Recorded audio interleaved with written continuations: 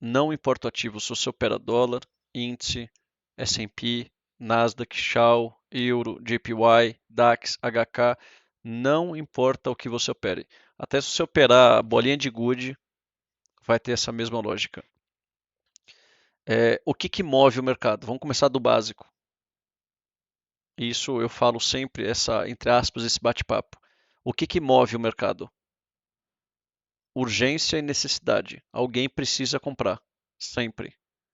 Se a urgência da compra é maior do que a urgência da venda, é óbvio, um vai pagar o spread, vai comprar mercado.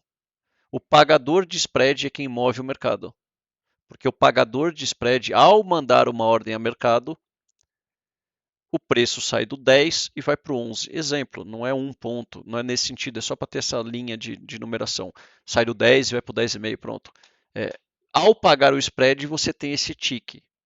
Ao ter um acúmulo de pagadores de spread, um acúmulo, uma maior quantidade, mais você limpa o lado da venda e a compra começa a ganhar espaço. Isso é o básico do funcionamento de preço. Se o pagador de spread consegue fazer preço, logo quem agride controla o preço. Ao mesmo tempo, tem quem vende. Quem que é o vendedor desse movimento? É o inteligente que está vendendo na passiva ou é o mesmo cara que está comprando, vendendo parte dessa compra? Aí começa um pouquinho a bagunça do mercado. Normalmente, 80, 90% da compra é vendida logo na sequência, que é o movimento que eles fazem com a contraparte. Para existir uma compra, tem que ter uma venda, óbvio. Se o mercado fosse todo mundo buscando compra, não existiria mercado. A venda ia sumir, ia virar um vazio, o preço ia disparar no vazio. Então, a todo instante existem comprados e vendidos, interesses de compra e interesses de venda. Sempre tem um cara querendo comprar para fazer uma trava de compra, alguém vender para fazer uma trava de venda, e essa bagunça sempre existe. Então, primeira lógica é: o book sempre vai existir dos dois lados. A maioria das pessoas não entende isso como uma coisa simples. Ah, mas se é compra, por que tem gente vendendo? Uai, porque ali, naquele ponto de venda, ele pode estar, na verdade, fechando uma compra que ele comprou lá embaixo.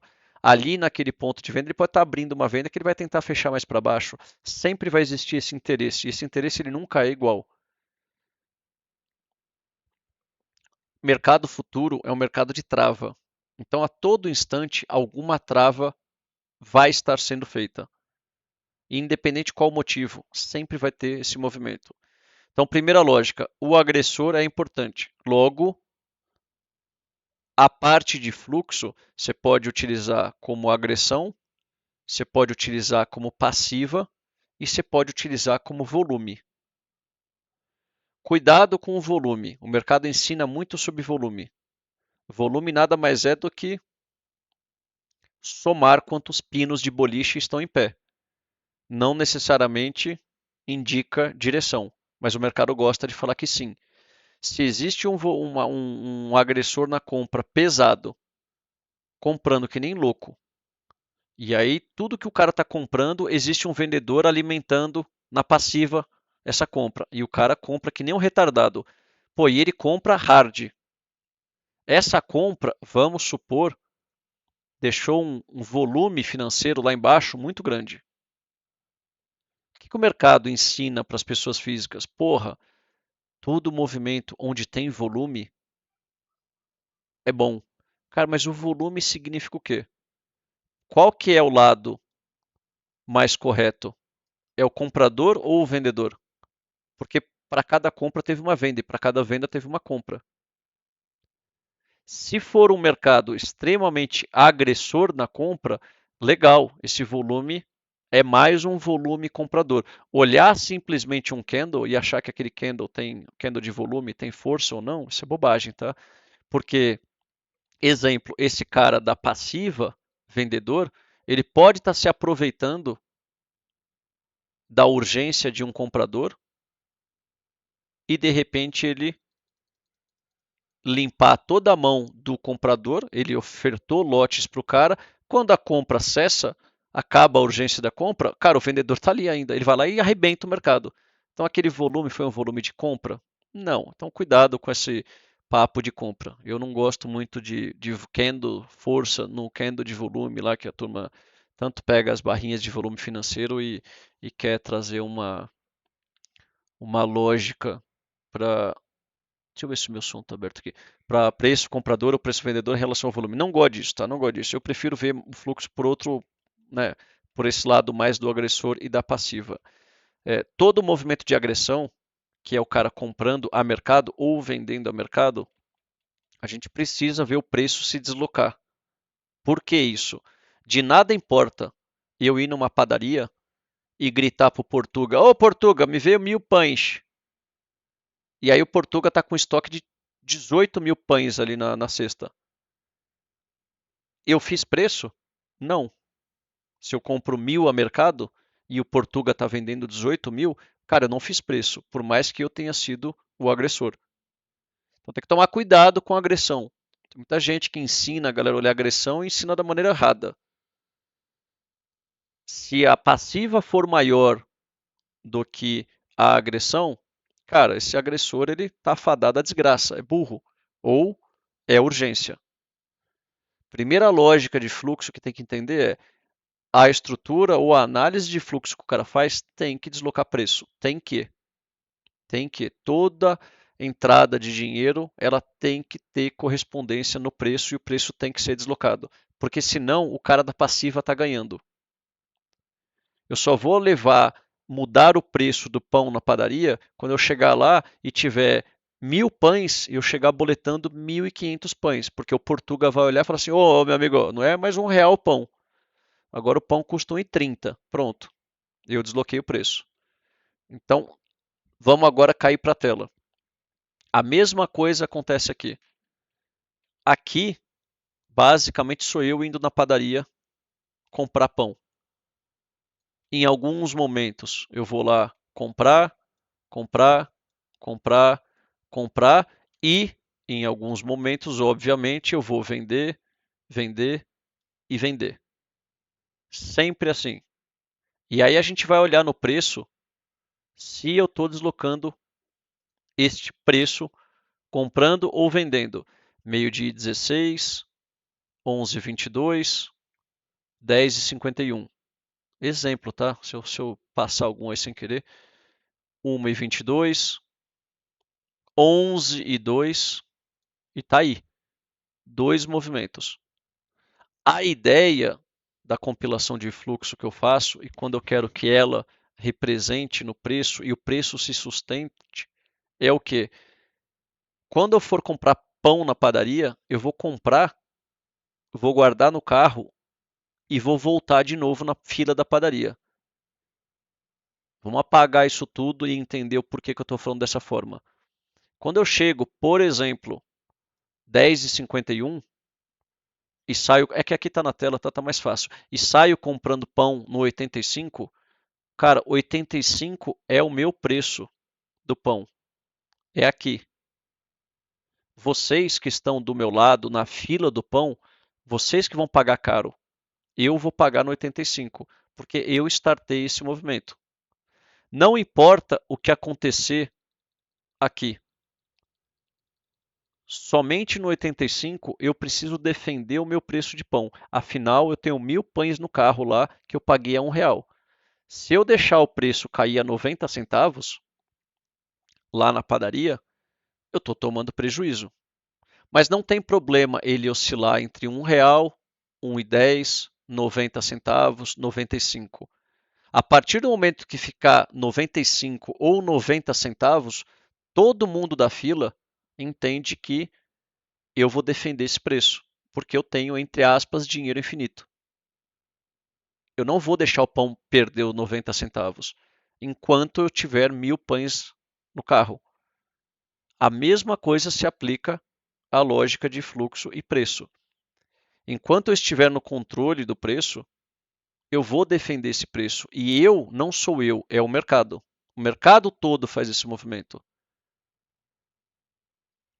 Quem compra atrasado, que geralmente é o pessoa física, ou movimentos que sim, os algoritmos também compram atrasado, essa coisa de HFT só compra bem, mentira. HFT não analisa isso que a gente está fazendo. Nenhum HFT, nenhum robô do mercado está preocupado com indicadores, FIBO, média, preço esticado, sobrecomprado ou sobrevendido. Ninguém faz isso. Isso é uma idiotice que o mercado vende sem entender o mínimo de estrutura de preço. Agora, uma coisa é fato: o médio, eles sabem qual que é, porque o médio é um número. Quando eles começam um movimento de compra e starta essa compra, não é legal eles comprarem aqui em cima, mas qualquer movimento de queda, eles podem começar a defender essa queda. A mesma coisa vai acontecer com os vendidos.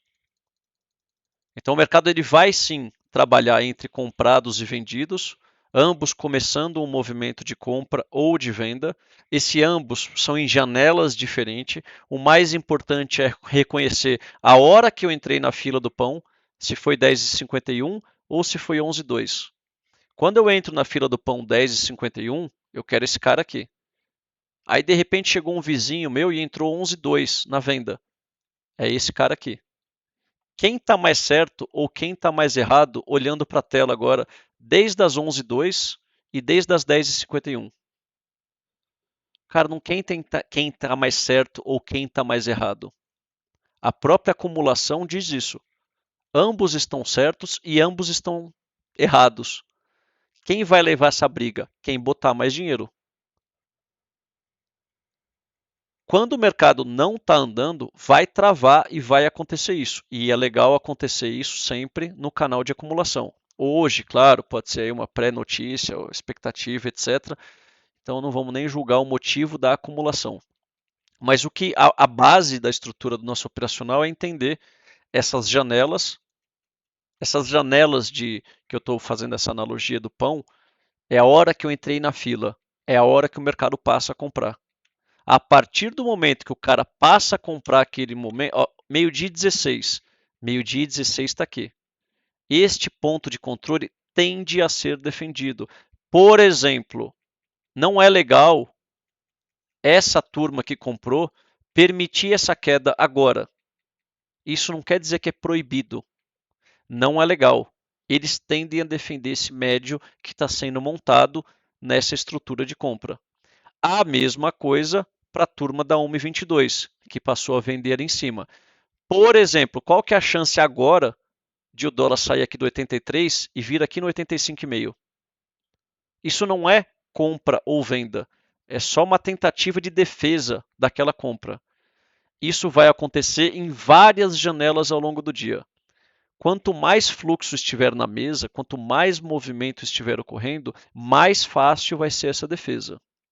Isso a gente vê muito de manhã, das 9 às 11, onde existe a montagem de fluxo. Ali sim existe essa defesa.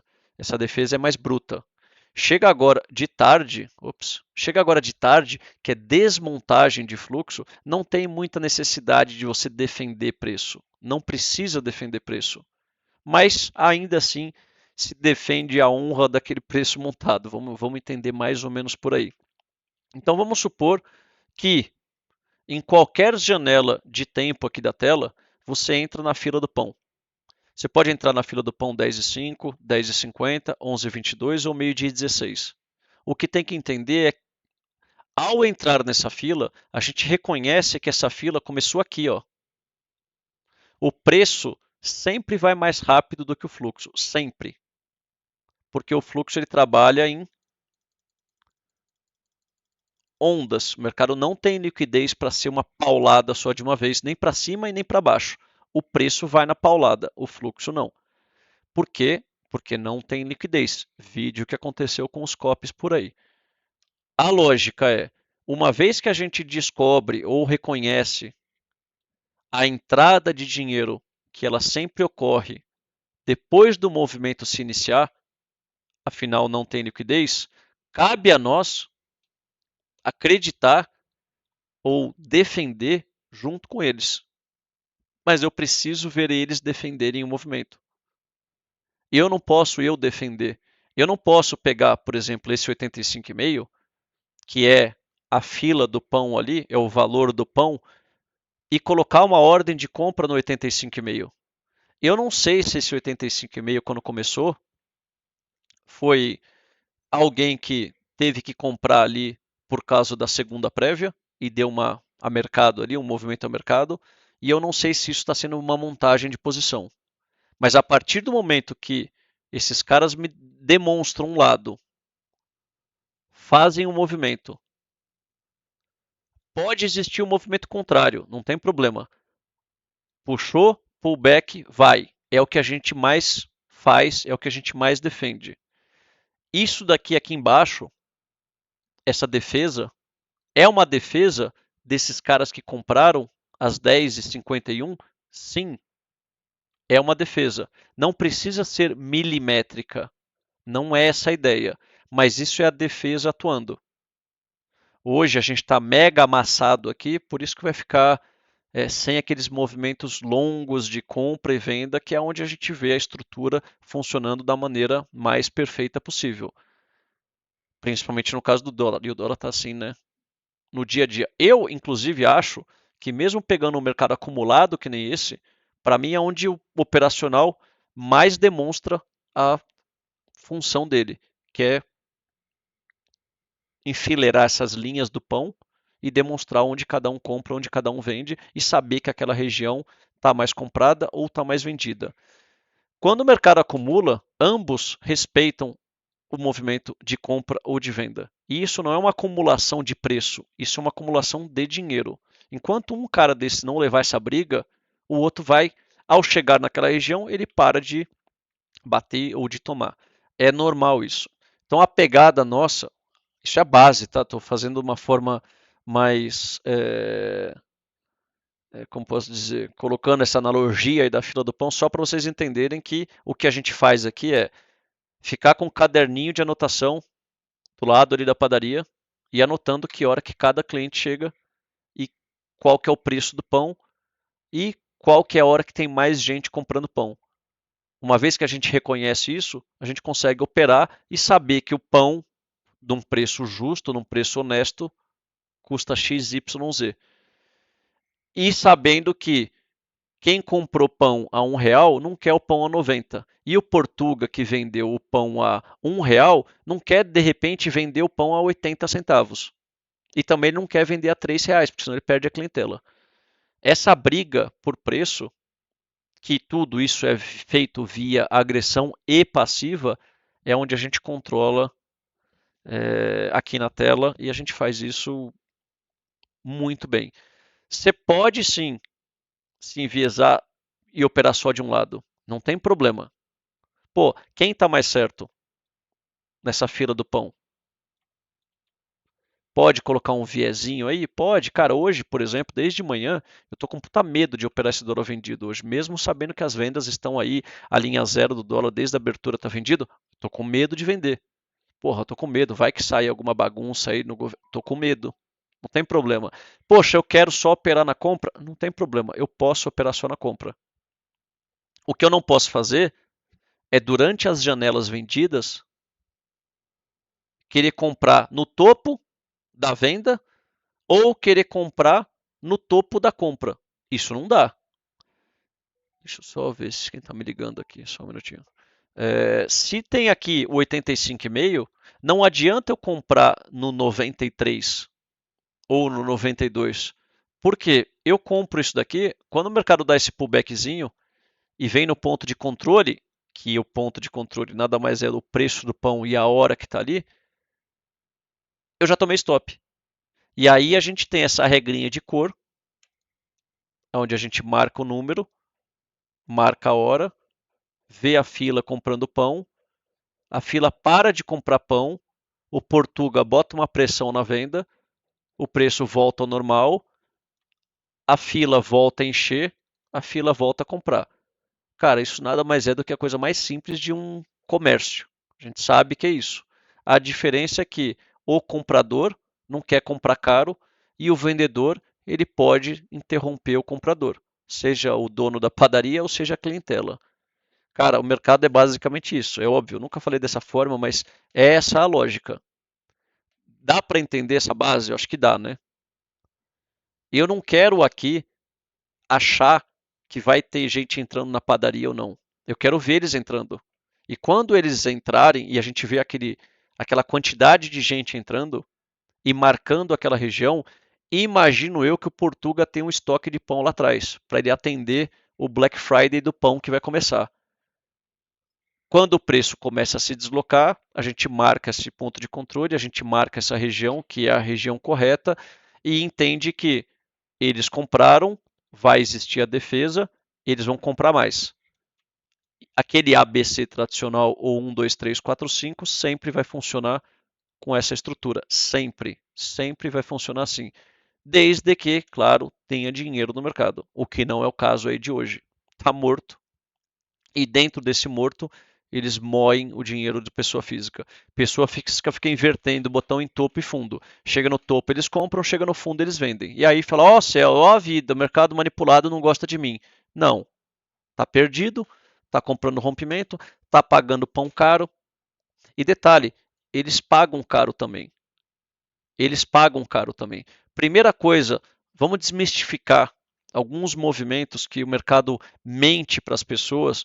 E eu vejo muita gente aí, desde influenciadores até de traders, falando, desculpa o palavreado, agora falando merda, que player grande não compra topo. Não compra topo sim. Tá aqui, ó. Isso é a prova. Tá aqui. Isso é o movimento mais puro do mercado. Quem que está comprando aqui desde a meio-dia e 10?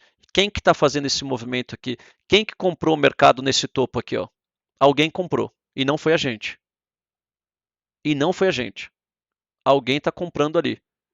E a partir do momento que eles compram e deslocam o preço e falam, ih, fudeu, eles têm a chance de defender o preço. Lembra que eu estava falando do 82,5, do 83? Aqui nada mais é do que a briga do ih, compramos errado. Só que esse ih, compramos errado não é analisado. É o médio da região. É o médio da região. Não é legal ele desabar aqui. Não é que não pode. A gente está falando que não é legal. É diferente. Eles compram sim em região ruim. O ideal para o dólar aqui nesse momento, para salvar essa quantidade de compra errada, lembra que era 85,5? Ele voltar aqui e esse 85,5 eles tentarem aliviar um pouco essa mão. De que forma? Na passiva. Aí começa essa bagunça de controle de preço que a gente tenta fazer e a gente faz isso muito bem feito. Quando eu fico com essas teimosias do tem que, nada mais é do que isso. Vamos pegar o caso do índice ali, ó. Vamos pegar o caso do índice nessa pernada que está dando agora. Cara, quem que é o imbecil que está comprando isso daqui, ó, lá em cima? Tá aqui, ó. Quem que é o imbecil que está comprando isso aqui? Esse cara não sabe que isso aqui é um topo? Esse cara, por exemplo, não sabe que aqui bate aqui e aqui é o limite do movimento e aqui é o fim. Ele não sabe, por exemplo, que o 570 é obrigado a segurar. Ele não está preocupado que é obrigado a segurar. A hora que chegar no 570, ele vai falar assim: ih, aqui está caro, para de comprar. É assim que grande opera. Grande não fica operando olhando regiões e falando assim: olha, aqui ficou caro não. Vamos levar essa compra até o 570. Não, é sempre o agora. O agora. A quantidade de variáveis no agora é pequena. A quantidade de variáveis olhando o passado, o presente e o futuro é infinita. Não dá para operar dessa forma. Não existe robô, algoritmo que fica olhando essas regiões e falando assim: olha, está chegando no 570, então, como está chegando no 570, eu vou parar de comprar. Se ele começar a fazer isso, ele mesmo vai criar um ambiente onde ele mesmo vai se auto-sabotar e não vai chegar no 570, porque quem vai levar lá é ele. Aí vira meio que um paradoxo do movimento que o backtest nada mais é do que você atuando no mercado? Sim. Só que isso a gente está falando dos gigantescos, tá? Não estamos falando de pessoa física, não estamos falando nada sobre a gente, tá? Eles fazem isso, é assim que eles operam. Se é assim que eles operam e a gente sabe que eles podem comprar topo e a gente sabe que eles podem vender fundo, mas eles vão, em teoria, sustentar o movimento deles, cara, qual o problema de a gente tentar mapear isso e seguir? Essa é a brincadeira que a gente faz. Todo operacional nada mais é do que o Maria vai com os outros.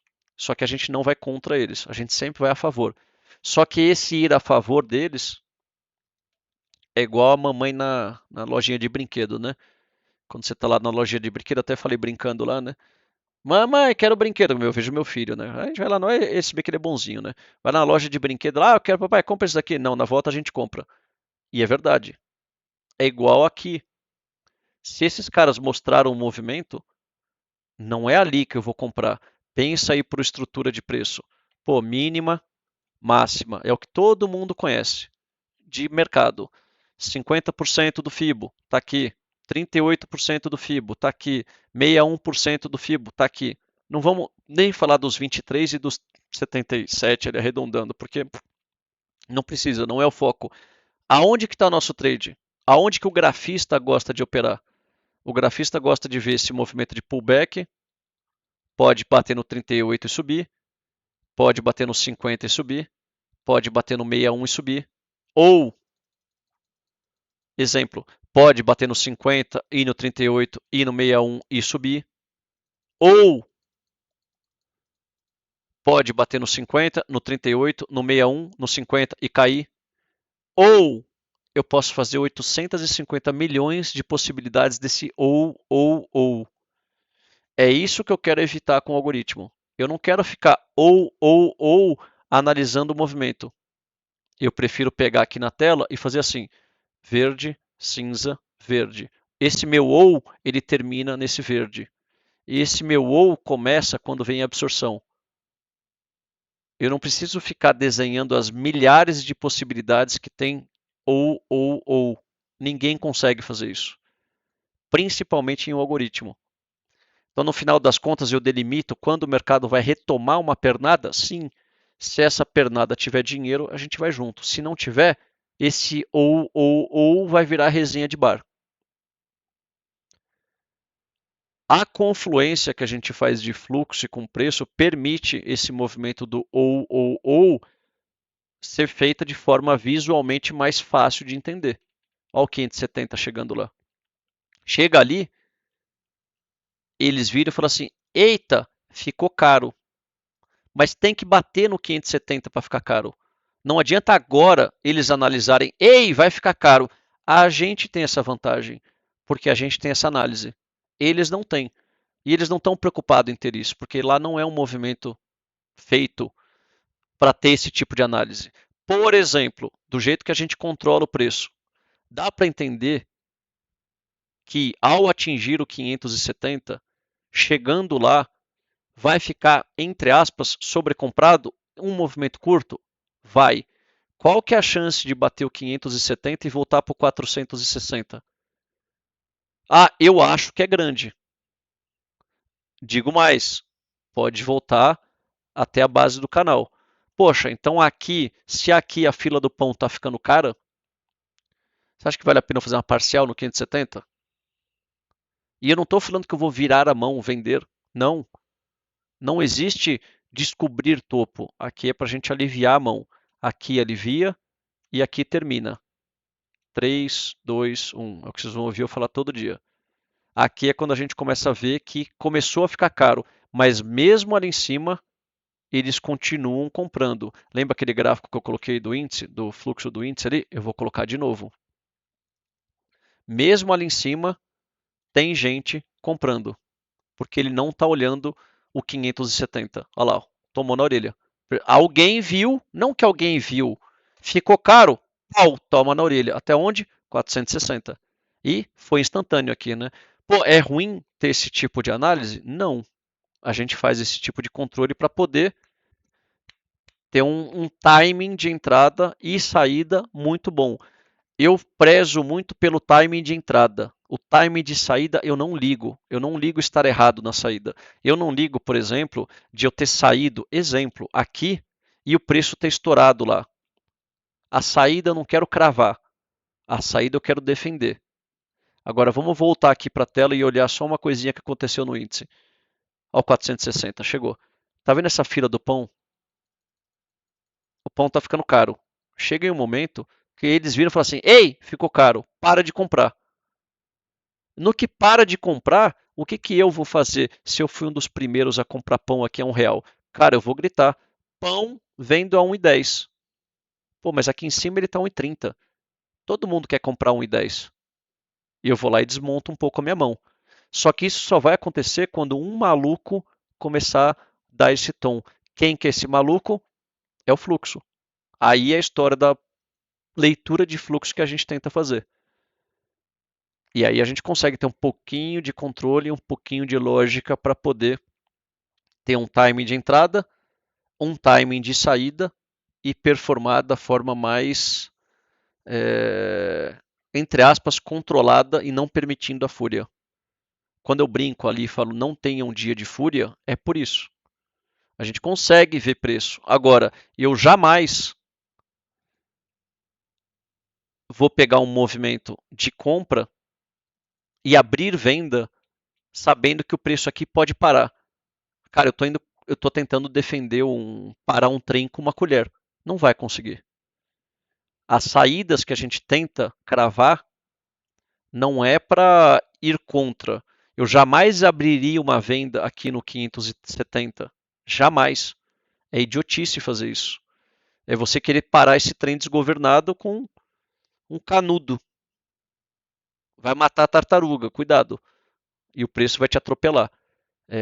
Agora, se a gente faz essa parcial, essa e essa, que é o normal do canal, legal. Eu não importa se eu acertei ou se eu errei. Eu estou tirando risco. Aí é diferente, é outra pegada.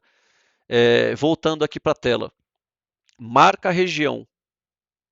Entende o deslocamento de preço. Espera a defesa desse deslocamento de preço. E aí a gente opera a favor dessa estrutura. Eu não vou avançar muito aqui, que senão vai ficar confuso. Eu só estou fazendo essa explicação básica só para entender como que funciona a estrutura e o controle de preço que a gente tenta ter. E vai muito além disso. Vai muito além disso. Os próprios canais aqui que a gente tem, os canais de variação do ajuste, que é legal, é muito bom. São dos melhores gráficos da tela para saída.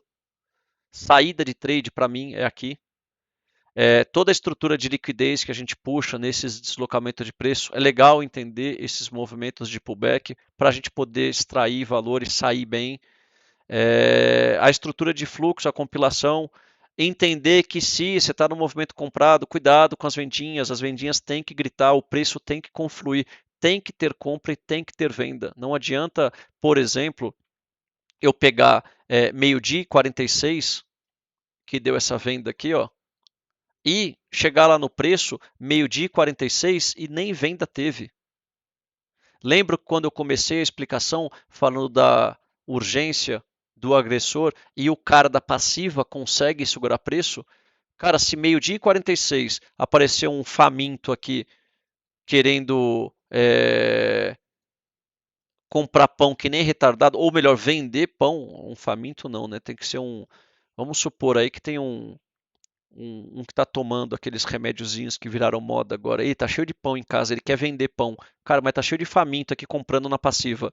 O fluxo mostrou ali, sim, que o agressor está mantendo ou querendo startar uma venda, tá? Quem que é o ponto de controle dessa venda? Meio-dia e 46, tá aqui, ó. Cara, nem venda tem. Cadê a venda? Nem venda tem. Então o fluxo não manda no jogo. O fluxo inicia o jogo. O preço diz se esse jogo é de verdade ou se é, entre aspas, um spoofing, um, um blefe, enfim. Que mais que eu tava falando aqui? Poxa, meu telefone tá tocando, eu perdi a linha de raciocínio. Deixa eu atender rapidinho, cara. 2 minutinhos aí, rapidinho. Oi, Fê.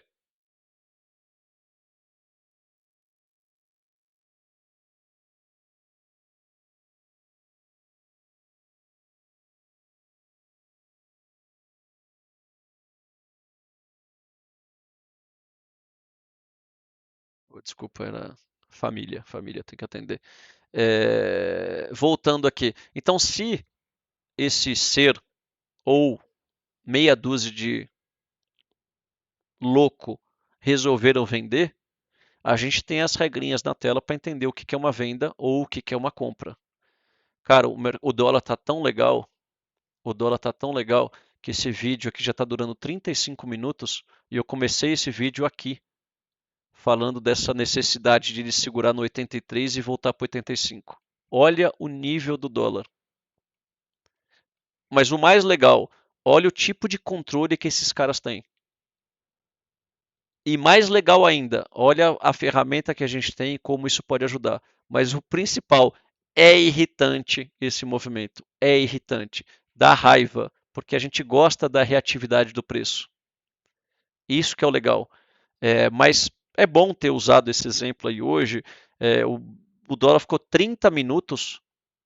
E quantas pessoas foram operar durante esses 30 minutos no dólar? Achando que tem que fazer isso ou aquilo. Cara, aqui a gente não vai achar nada. A gente vai só seguir. Maria vai com as outras. Lembra aquela brincadeirinha que você fazia quando você era criança de passa-anel? O mercado faz isso com todo mundo. Fica brincando de passa-anel. E a gente não faz nada. A gente brinca de rouba-monte. Esconde, esconde, rouba-monte e Maria vai com as outras. É isso. Oba!